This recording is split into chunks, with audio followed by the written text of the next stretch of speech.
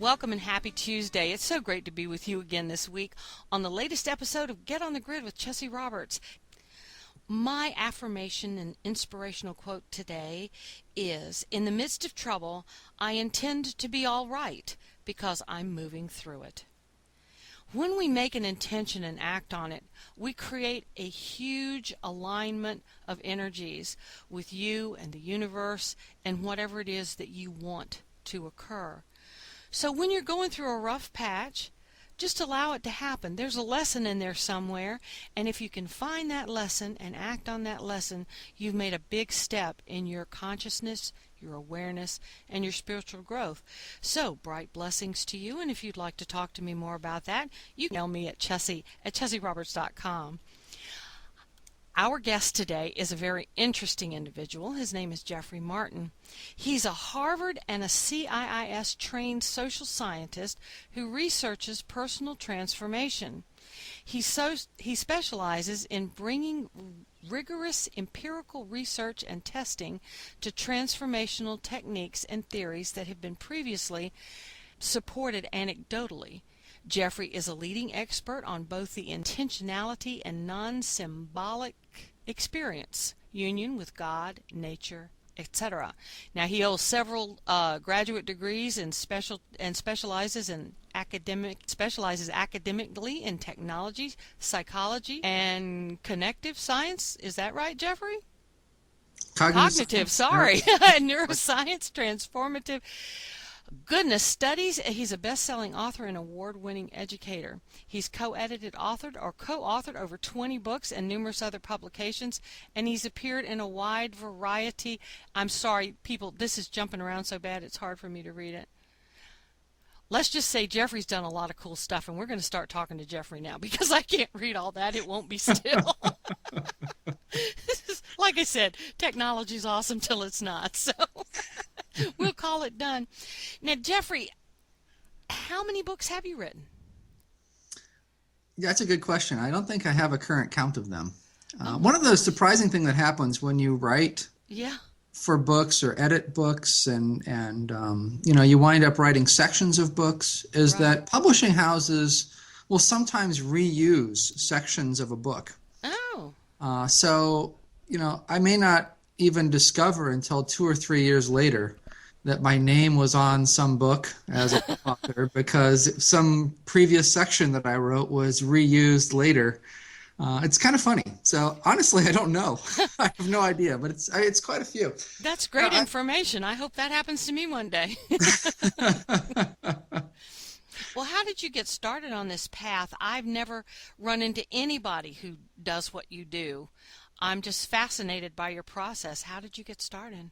That's a good question. I was researching well-being, and that basically led me at some point to ask, who is it that has the most well-being?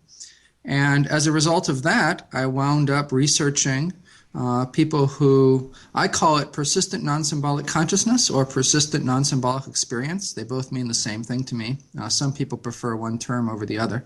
But essentially, it's people who have a persistent, meaning an ongoing, sort of as the foundation of their life, experience of a mystical way of actually experiencing the world, of being in the world. Non-duality is a common term that you hear these days around this. Enlightenment was a common term at one time. Still is pretty common, but often I see non-duality more than I see enlightenment these days. The mystical side is often more from the Abrahamic traditions, so the Sufis and the Christians and some of the mystical traditions of Judaism like to use that word. Overall, there are a couple hundred different words, which is why I just call it persistent non-symbolic experience, or PNSE. All right, then. Well, I have never heard that term ever. So when I started reading your paper that you sent me to read up, I had to go look it up and see exactly what you were talking about. I understand. I felt like I was a little out of my depth. I've been working in this, area, growing in this area for a long time now, and I saw myself in several of the things that you talked about in your paper. What do you think is one of the most interesting facets of your research that you've come into as you started working on this information? Oh boy, that's a tough question. Oh, In the goody. sense that, Take your time. there are so many interesting things about it. Um, and interesting is a different question than what do you think the most significant thing is, right? Well, that might be the better question then. What do you think is the most significant thing? Well, I think the most significant thing is that there really does appear to be um, sort of one underlying set of experiences, regardless of whether you are, experiencing PNSE as a Buddhist or as a Christian or as a Sufi or as a shaman or as an atheist. For a very long time, at least 100 or more years in the academic world, and probably thousands of years outside the academic world, there's been kind of this debate around, is there this common core? Academics like to call it a common core. Is there a common core to these experiences that seem very different? I mean, if you're a Buddhist, you're talking about spaciousness. If you're a Christian, you're talking about the indwelling of Christ or the Holy Spirit or God, depending upon your sect. Those appear to be on the surface very, very different things. And yet you're also reporting a tremendous sense of peace, extraordinary well-being, etc. So our study really went at it from a unique perspective, and that is we focused on cognitive science-based questions. We were originally doing that because we wanted to eventually get to the point of doing brain scanning and having our research be able to support things like fMRI and other types of physical measurement of the brain. And it's helpful to be able to categorize people very carefully when you're doing that so that you have a better idea of what the data is telling you. So we approached it really from a cognitive science standpoint, where we asked about cognition, which is the nature of their people's thinking and their thoughts, affect, which can best be thought of in this context as emotion, perception, and memory. And that kind of allowed us to slip between the surface, slip below the surface of everyone's Christian or Buddhist or whatever terminology, and realize that there does indeed appear to be a common experience underneath all of these that is flavored with someone's beliefs or ideology or cultural imprints or whatever. So that, to me, I think was the most important finding. That's fascinating. I've been telling people for years that when you get to that particular state, it's really all the same thing. The whatever you call it really doesn't matter. Am I correct in this assessment? It does seem to be the case. However, I would caveat that a little bit by saying that there are different experiences that one can have within within sort of this overall idea of the experience of PNSE. So one of the things that shook out of our research was distinct groupings. So there's one thing that's common across everyone, and the thing that's common across everyone is a very strong shift in what it feels like to be you. A very strong shift away from an individualized sense of self, or sort of a highly localized or tightly focused individualized sense of self, and towards something else. That something else can be a lot of different things depending on the flavor of the experience. It can be that sense of spaciousness in some forms of Buddhism. It can be that divine indwelling in some of the Abrahamic traditions.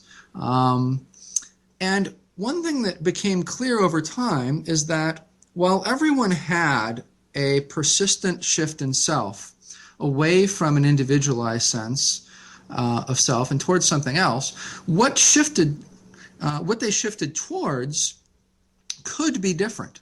So our definition for PNSE is essentially someone that has had that shift, that persistent shift away from an individualized sense of self. But then there are groupings of these individuals from there. So there isn't sort of one big PNSE and everybody experiences the same thing underneath the hood from that. Quite different from that. You can be on, if you imagine that there's sort of a line, And there's different locations on the line. And each one of those locations has PNSE individuals in it that have similarities to other PNSE individuals. But the similarities are on that location, at that location on the line only. They're not necessarily the same as the people that are somewhere else. Now, the one thing that they are similar to with everybody else that's on that line at any other location is that persistent sense of a shift in who they are, in their sense of self, away from that individualized sense of self that is so common among the general population, and a tremendous sense of peace, extraordinary sense of well-being, lots of great things that go along with that. That's common across all of the locations on that line. But there are differences. So, for instance, if you're way at the end of that line, if you're at a location way at sort of, let's say, the far right side of that line, you are not experiencing any self-referential thoughts at all. You're not experiencing any emotions. You're not experiencing any sense that you can take action. You have no sense of agency. You're not experiencing any sense that you can make a decision. Life is literally just unfolding as you watch. Now, if you come all the way to the far left side, the first location on that line, it looks very different. You very much have an emotional life. You have positive and negative emotions. You have reduced thoughts in your head, for sure, and maybe even it feels like all thoughts went away. But when you really dig into it, you discover that that's not the case. There are still some self-referential thoughts there. There's still emotions there, both positive and negative. They don't affect you like they did before, but they're still there, etc. Can I jump in here and ask you to please explain what you mean by sense of agency to our listeners? They may not know what that means. Sure. A sense of agency is just a feeling that you can actually take action in the world, that you can do something. So when you're talking right now into a microphone on the other side of this connection, if you feel like you're intending to talk into that microphone and that you're actually taking action, talking into that microphone, that's a sense of agency. If you're just sort of watching as your body appears to be talking into the microphone and you're really not even sure what it's going to say next, then that would be not having a sense of agency around that. The action is still happening, but it doesn't seem to be happening because you're doing it. Interesting. Interesting. I think I understand what you were saying. I might have explained myself incorrectly. I meant basically the fact that you're out of yourself and you're on this other, I guess you could call it a spectrum, the way you described it, these locations. The act of being on that spectrum is what I was referring to as kind of the same thing. It doesn't matter what religion you feel that you are or what your reference points are. You're sort of in the same place with these other people. You're just having a different experience there. Is that what you were saying, or have I just totally bollocksed it up? Oh, yeah, absolutely. Absolutely.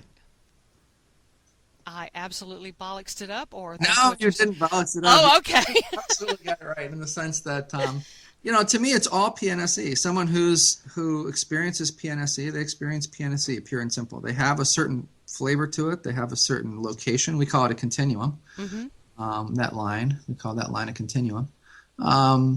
But yeah, exactly. And I don't make a value judgment. And oh no, I wasn't either. I was just trying to get it straight in my head so that if anybody called me and said, "What did he say?" I can go back and translate. Absolutely. I think there is this temptation. Anytime I mention a continuum and that there's these different locations, and frankly, the further you go on that continuum, the more it seems like that individualized sense of self is dissolving. And as it dissolves, the more negative emotions fall away first, and then the more, of course, positive emotions take over. Eventually, you're sort of in this place where you have a single positive emotion that feels like a combination of love and joy and compassion, often an impersonal version of each one of those. And that's what you're experiencing all the time. And then you jump to the next location, and the next location is one where emotion falls away entirely. Previously in that single emotion place, if you were a Christian, for instance, you couldn't possibly be any more merged with whatever your form of divinity is. And when you cross over to that next location, emotion falls away, the sense of God falls away, and the sense of divinity falls away. It's a very pronounced change. So certainly there are very significant differences in the way this is experienced. But I always caution people that it doesn't mean that you should really assume that sort of one is better than another. And there's that tendency, I think, for all of us to say, well, more is better, right? So if a little bit of dissolution brings X amount of, well-being and, sort of immense well-being or whatever, and that increases at each one of these locations, which it does as you go from left to right, then more of that must be better. Well, one of the things when you talk to a lot of people that have experienced this, and we had about 1,200 participants in our research study. Our research study is about 7 or 8 years old now. So I've had a lot of conversations with a lot of people around. Sure, so all of this comes from that research project. But where we were at was I was saying, there's, I think, a tendency to think that more is better. And in this case, it sounds like more PNSE, right? Which you could, in your own tradition, depending on what that is, see as more enlightenment or more whatever. So I think there is that tendency for most of us in the West to think that more is better. But when you talk to a lot of individuals that are in this place, and I've talked to many more than the official number of research subjects, obviously. I do a lot of speaking, and a lot of people contact me. One of the things that you discover is that that's not necessarily the case. And I've run across people that came back, for instance, from those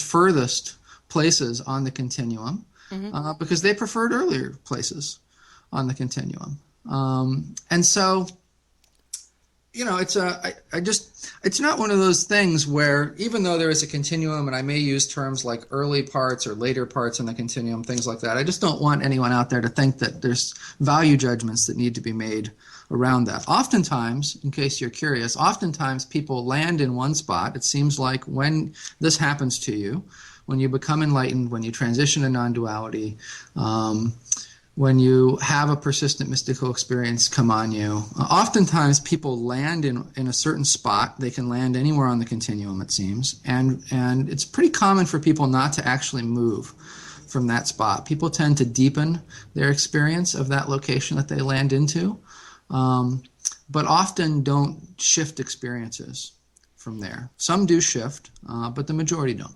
I find that fascinating. So if I'm understanding you correctly, we can come into this enlightened state at any place along your continuum here, and we can stay there. We can move back and forth if we choose. Is that what you're saying? Well, I think it's. I mean, I probably whether or not symbolized you can move it back and forth if you choose. These are profound shifts that are going on. I believe, because of, I'm a scientist, I have a scientific background, all of that. So I believe that these are profound shifts that are occurring in the brain. These are whatever shifts are occurring here, and I think we're just starting to get some pictures of that with neuroscience work. They're significant changes. So they're not changes that people can just sort of, at least not that I found, that people can sort of willy-nilly say, okay, I think, for the first part of today, I'd like to be at location 3, and then I'll go over to location 6 for a little while, and I think I'll wrap up my day around location 12. There's that kind of thing just doesn't, these shifts occur. Oftentimes people will continue a practice, like a deep contemplative prayer practice or something that seems to have been initially associated with the shift, and if they keep at it, more shifts may happen to them. But what controls those additional shifts and things like that, I think that's as big a question as what controls the initial one. Well, I'm glad you said that, because as you were speaking, I'm kind of taking mental notes here of how my progress has gone. And my shifts seem to come from the other side. I don't decide, okay, I'm going to be here now. It just all of a sudden, I realize that I'm going through another one. And some of them are, as you said, well, they're all profound, but some of them are larger, seemingly, than others. And some of them resonate with me for a long time. For instance, I just had an epiphany yesterday. about something that I'd never considered before. And it was so deep and so profound for a long time I couldn't speak about anything because I was so mentally and spiritually into that particular piece of information. Mm-hmm. And my husband said to me, well, gosh, you're awfully quiet. What's going on? And I couldn't even answer him. I just kind of had to wave at him and smile and tell him I'd be back in a minute, the 1 minute finger thing. And after several hours, I was able to vocalize just around the edges of what I thought was going on. And I'm still not exactly sure Mm-hmm. of the significance of it, but down in the esoteric part of me, my soul, if you will, it feels enormous. And it feels like to talk about it too much would, I don't know, let the air out of it or something. But Mm-hmm. these location changes for me seem to be spontaneous, and they come just at the right time. Have you run into that sort of thing in your research? Absolutely. I think there's often a sense that there's some sort of grace that's acting behind the scenes that is producing the initial transition in as well as transitions that occur once one is within it. And that's quite interesting. Yeah, it is from this perspective too. I also read, and you and I talked about this before the show started, that people, I totally lost my train of thought. Oh gosh, I forgot what I was going to say. It'll come back to me. It was that point that you wanted to include in your research. I'm not sure which point that was. It'll come to me. So, does someone start this enlightenment process themselves, do you think? Or is it one of those, when you're ready, it happens sort of a thing? Well, it's interesting. I sort of categorize people into three types of happenstance, if you will. The first one is individuals who are really making an effort towards it. They're engaging in some sort of practices, they're studying the theory, whatever their particular version of it is that they're interested in, they're into it and they're working on it. A second group of people that often transition to it from extreme emotional pain and anguish. So people who are suicidally depressed or just tremendously depressed. I don't mean depressed in the sense that they had a close family member die last week and they're still not over it or something. I mean, often these are individuals with long-term, deep emotional pain. There's something in that process that can push them into this place or these types of places. And the third one is kind of the mystery category, which is people who don't appear to know about it, people that aren't pursuing it in any way, and just sort of and aren't depressed and just sort of randomly have it happen to them. They're the minority for sure, and they're also often the ones that really can struggle with it when it happens. Obviously, if you're depressed and then, in the next moment you're experiencing an extraordinary sense of well-being, you're pretty glad about that. You're not thinking to yourself, oh my God, what's wrong with me? If you're pursuing, a specific tradition or path or whatever, and, it happens to you, you think to yourself, woohoo, I made it.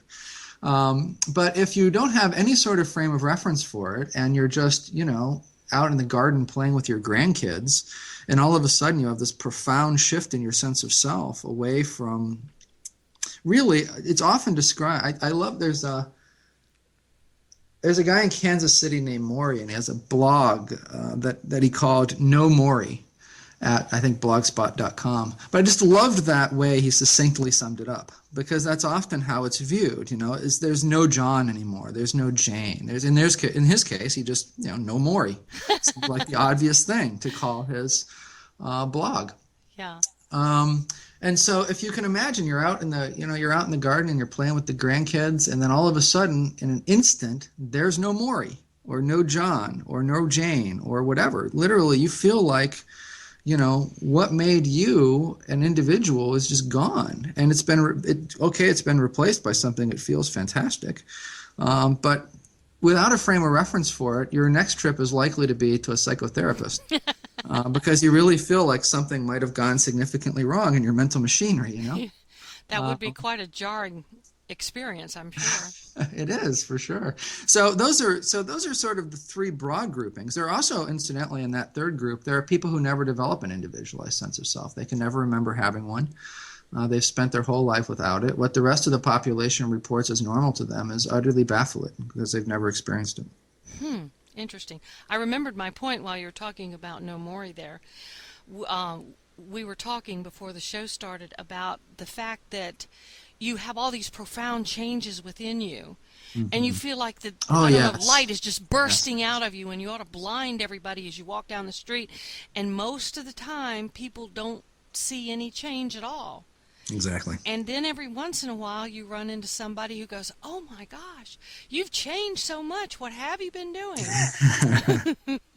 And you're sort of reluctant to tell them what's been going on because, telling somebody you feel like an Alka-Seltzer kind of makes them look at you funny, and then they think you need the mental help that you were just talking about. That's absolutely true. And I hear that reported an awful lot from people. There's someone, I have to be a little careful because I do promise anonymity for participation in the research, but some people do give me permission to talk about their stories. Right. And one of those individuals who's participated in a lot of research and he's done a lot of speaking and a lot of outreach in this area is a guy named Gary Weber who lives over by Penn State University, who can be easily found with a Google search. And his experience of transitioning into PNSE occurred. He was a high-level executive. He basically ran the scientific research arm of Pennsylvania Plate and Glass, I think is what it is, PPG, which is a huge company. 1,000 scientists working for him, hundreds of millions of dollars in budget every year. So a very serious, responsible job. And he got up every morning to do a spiritual practice before he left for work. And this one particular morning, he went down into a yoga posture that he'd done a million times, came back out of it, and there was no Gary. Mm. And of course, he's getting ready for work. So he's thinking to himself, how on earth am I going to go do this incredibly high-level executive job, when there's no Gary to do that job? And so he gets dressed and he goes to work. And on the way home, he's thinking to himself, well, that was a day like any other.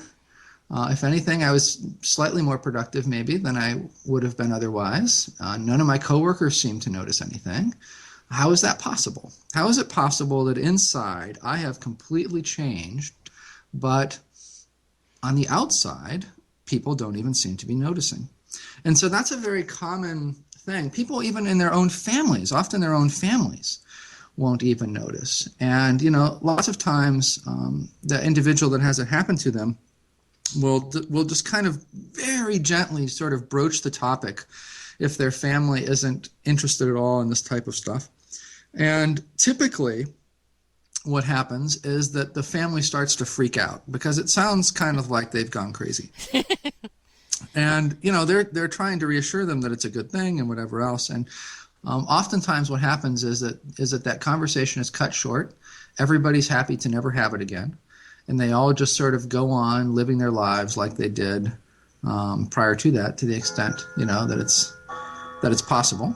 And it's never brought up again. And the kids and the spouse, don't really notice much, which I think is incredible. Now, there's exceptions to that. Obviously, if you were one of those people that was, extremely depressed before it happened, obviously everybody notices you're not depressed anymore.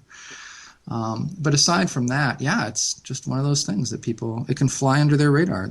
So there seems to be this outer shell of us. There seems to be this outer personality of us that is separate from that inner representation of ourselves that we experience. And that outer shell, who knows, it's, combined conditioning and all sorts of societal conditioning and genetics and whatever else is programmed it, and it just seems to sort of keep on going in a way that people don't really detect changes that much. So the outer part of us is kind of like that Energizer Bunny thing. Kind of is. I had one of my students tell me one time after she had been working with me for about 2 years. She told me, she says, you get so positive sometimes, I just can't stand to be around you. I think I've learned all from you that I can because you're just too positive. And she decided not to be my student anymore, which is fine because we have to make changes as we see we need them. But I wonder sometimes if that was what she was seeing, was the inner changes, and she didn't know how to handle them. I've noticed that as I rise through these levels or move through these levels, I'll say, since we're on a linear continuum here, that the people who don't understand where I am go the other way. They fall away. The people who do understand where I am and the people who are maybe at the next location that I might be headed towards, they have a tendency to embrace me and pull me forward. And I find that rather fascinating, especially in this particular context. Do you have any thoughts on that? That is very fascinating. And I think, you're in perhaps a very nice situation in the sense that you're at a connection point between a lot of different kinds of people. Someone experiencing things similar to you, but living in, rural Minnesota or something, that doesn't have that connectivity for whatever reason will often find this to be isolating and even lonely. Now, lonely within the context of extraordinary high well-being. I mean, I don't mean lonely in like a, they get depressed about it sort of way. I understand. And, usually when we were building up our database of participants, it was very important to me to get as many normal people in it as possible. Normal. By that I mean people who weren't professional gurus or spiritual teachers or whatever, but were just living their lives. They ran a business in New Jersey, or they were a programmer in Oklahoma, or whatever. Just people sort of living everyday average lives, if you will, but from this certain place. And as a result of that, I could see how this was an isolating thing for individuals that weren't in sort of a more connected place or a more populated urban place or whatever. I take your point there because they don't realize that they're growing. They think something's wrong with them. Yeah, absolutely. Without that support system, it can be tough. And oftentimes, during that period of time, when we would find an individual, usually they had found one or two others that they could talk to about it. Somehow, they'd found them near them. It's interesting because if we take a step back from this even works sort of on an institutional level. One of the things that was kind of surprising to me was to learn that in most major metropolitan areas, there was a Christian church, or sometimes more than one, but it was often a really small sort of Christian gathering. Sometimes it wasn't even in a church. Sometimes it was in like the local theater or something, like a local community theater or things like that. But where, a local minister had some sort of PNSE type experience come on them, and really was out of sync with his or her denomination, and so left or often was forced out. But in any event, had come to sort of form their own church, if you will. And what had collected there were people who were on the other side of the pulpit who had had a very similar experience. And so individuals who had in some cases just temporary experiences, but in other cases persistent experiences.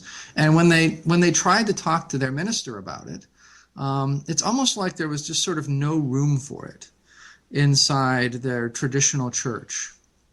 And they collect in each major city, basically. They collect and kind of they find themselves and they build a community of support.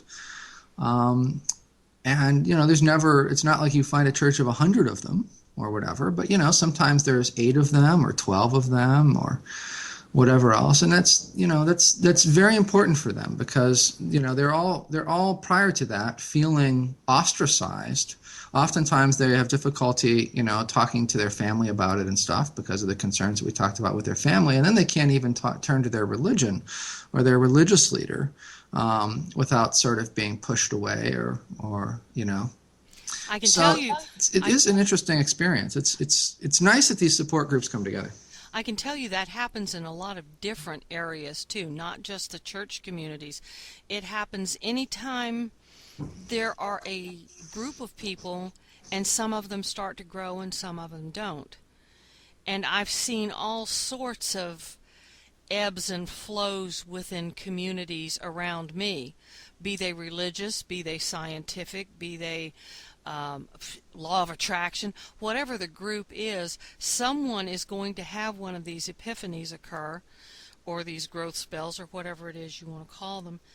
And as they do and others follow, I have noticed that they do kind of drift off into their own little organizational groups to support each other. Absolutely. And the internet, I think, has been really fantastic. Oh, yeah. Our data really suggests that there's been an increase in people experiencing PNSE since the late 90s or so, when the internet became more pervasive. And I actually attribute that to people's ability to find more information or to find, new people to interact with that are interested in the things that they're interested in. In this case, if you're a seeker, from a PNSE standpoint, regardless of what tradition you're looking at it from, the internet has been a tremendous boon for that. And so a lot of the communities are virtual these days, which is interesting. And even more interesting in that, as you're talking here, it's interesting to me to watch how it even happens in very mature communities, even very mature spiritual communities that revolve around the idea of everybody being there for PNSE, and that there are people there who have it and who are trying to help others get it. Mm-hmm. Yet, the strange thing, it's such a thing about maybe just the nature of humanity. But even in those communities, and even in the most successful of those communities that I'm aware of, political rifts, develop. Differences of experience or the different sort of flavors of PNSE and opinions about those flavors will lead to political rifts, and then groups will splinter, and now you'll have 3 or 4 online groups where you used to only have the one group, and everybody will sort of go with their favorite one. And it doesn't, a lot of people have this sort of view that if only the world could get enlightened, that would lead to world peace. But having been in and out of a lot of groups and institutions and whatever else that revolve around this idea of PNSE, and seeing all of the politics and all of the factional splits and infighting and everything else that occurs, even among people that I know without a doubt are experiencing different types of persistent non-symbolic experience. I'm not so sure that world peace is what results from this. Inner peace, absolutely. Well, heaven forbid we should have that. That's enough for me to keep working on this. Everyone can just have inner peace. That's enough. I think inner peace sounds like a really good place to be. One of the things in my studies, I've done a lot of different traditions, and one of my gurus told me one time that when you can raise yourself to the point to where you have reached the divine not caring. And one of my students asked me, what did that mean? And I said, well, I'm just going to be crass and say the divine don't give a shit. It's when you reach that pinnacle of not really caring what's going on around you. You live in your inner peace, you hold your inner peace, you kind of hold your center, you don't get pulled out of it.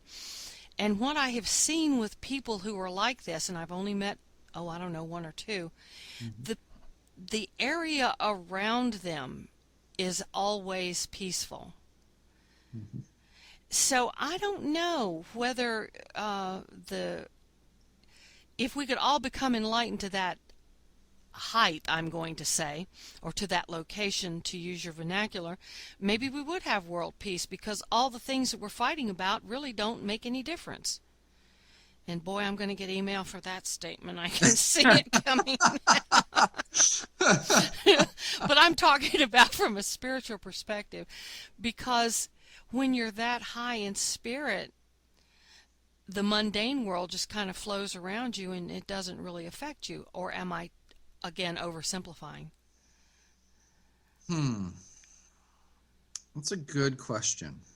And there are interesting stories. Like there's that interesting story about Aurobindo, where there was a huge storm raging outside or something like that, and someone came to check on him, and he was writing peacefully at his desk, and his room was calm, even though there was a storm raging outside, and his windows were wide open, and it should have been sort of deluging his room.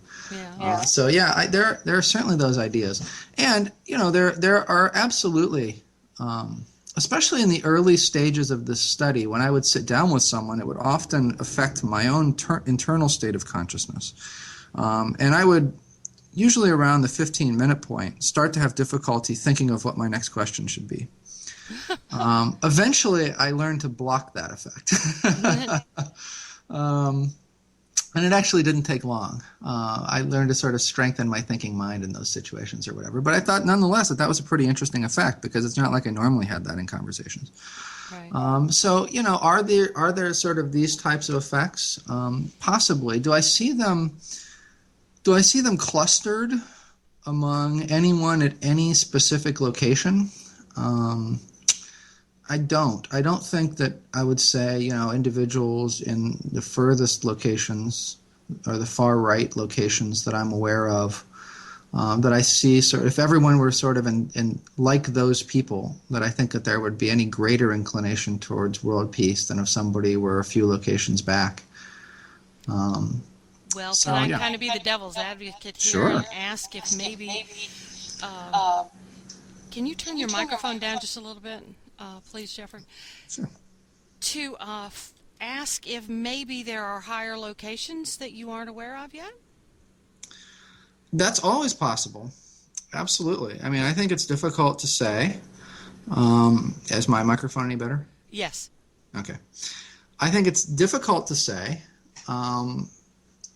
when or if you ever have a full and sort of complete sample of this. However, having said that, it does seem like a very logical progression to me in terms of the changes that occur. And it's personally difficult for me to imagine changes that could occur in an individual and have them basically remain a functional human being beyond the locations that we found. I mean, towards the far side, especially the furthest locations, there are some pretty significant memory issues and memory deficits that can come in that definitely affect one's ability to function in the world, and things like that. I mean, there are some other trade-offs that come along with this, and so I think we have a pretty complete sample, but of course who knows, that could be completely wrong. Well, after reading your paper, I think you probably do too, but it's incumbent upon me to ask these these what And if it's things. incumbent upon me to keep an open mind. Maybe we tried. Well, I don't think we're really going to know until we do know, and that's probably going to happen on the other side of things anyway. Do you Sure. think? Yeah, sure. So we get over there and it's going to be face palm. Oh, is that how it works? One of the And maybe things. technology will change it, right? I mean, perhaps. Yeah. I have many friends in as you might imagine in the consciousness world, and some of them specialize in artificial intelligence, and so I have fascinating discussions with them about what these states will look like when we're altering our brains in certain ways, or when we're interfacing more and becoming a little bit more machine than we are currently, and things like. There's all sorts of things that are coming up that are going to happen to humanity in the coming decades, and it could very well alter the findings that we've had here and do goodness knows what to them. Yeah. Well, the search, I think, is the important part. it's the journey, it's the learning, it's the digging, it's the figuring out. I think that's just fascinating. Me too. I'm so Although I glad I've definitely never think it's talked better to to be a finder than a seeker. I'm sorry?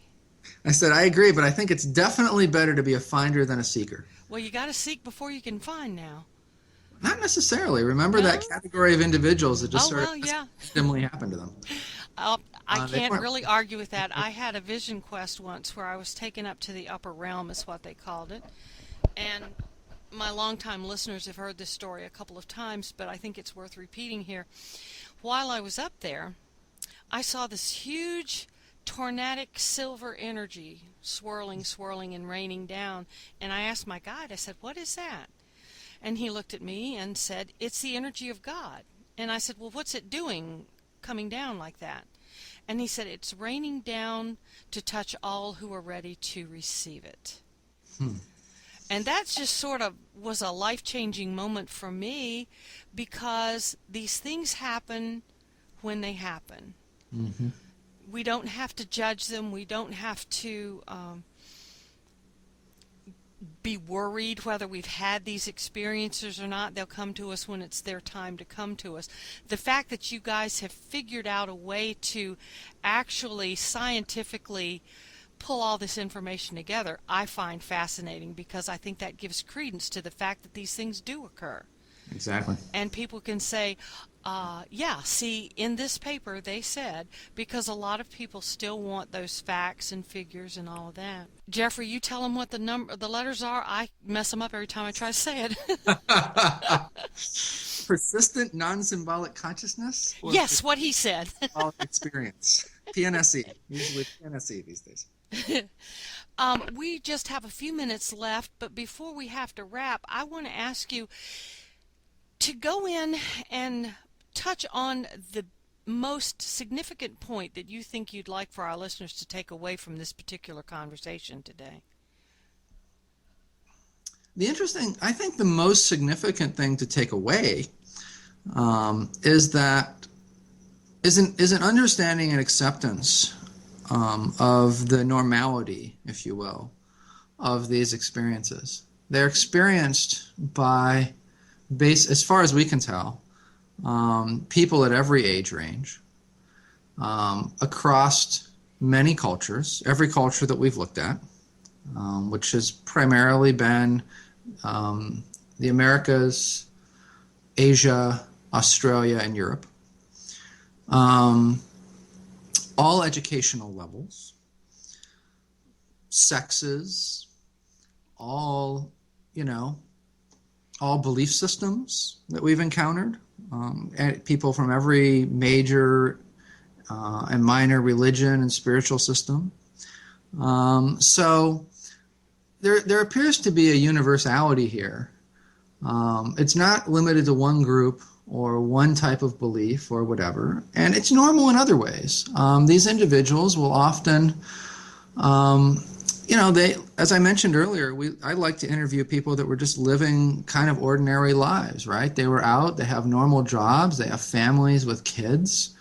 You don't have to, devote yourself to go live in a monastery for 40 years in order to access this or whatever. You can have a very high level, high pressure job. Senior politicians, people who, in some cases, a couple of people who run countries, much less large multinational companies, all the way down, to people who were janitors. So it's something that seems to be accessible. So it's sort of part of our humanity, huh? That's my feeling. Yeah, it really seems to be. We don't seem to be in a society that optimizes towards us getting there. But yet we get there anyway. Yeah, but yet it seems accessible if it's, if we're trying for it. That's wonderful. Well, Jeffrey, I want to thank you for being on the program today. It has been a fascinating subject. I really appreciate the way you have presented the information. How can people get in touch with you if they want to find out more? Thank you. It's been really wonderful. I really appreciate you having me on as well. There's a novel that people can start with called The Fourth Awakening. That's kind of interesting. It's sort of been a bestseller on Amazon for a few years now. And you can search my name for some other books that have information about this. Also, non-symbolic.org is the home of the research project. And there people can find my website, they can email me, things like that. Very easy to get to, obviously, because I want as many people as possible that are interested in this to find us. Jeffrey's on Facebook. He's also on LinkedIn. You can get to him through me. You can email me at chessieroberts.com, and I will be glad to forward your information to Jeffrey if you can't find him any other way. I want to thank all of my listeners for being with me tonight, and especially, again, Jeffrey, thank you for being with us. It's been wonderful. You can reach me, like I said, at Chessie at chessieroberts.com. And so have a great, great week until I see you again. Bright blessings and good evening.